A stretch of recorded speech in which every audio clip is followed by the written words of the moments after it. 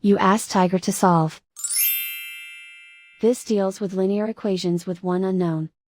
The final result is x equals -45. Let's solve it step by step.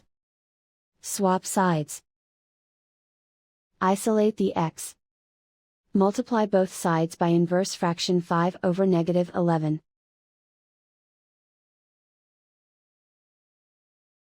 Move the negative sign from the denominator to the numerator. Group like terms. Multiply the coefficients. Simplify the arithmetic.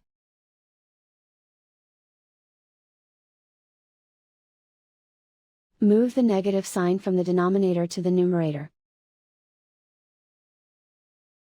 Multiply the fractions. Simplify the arithmetic. And so the final result is x equals -45.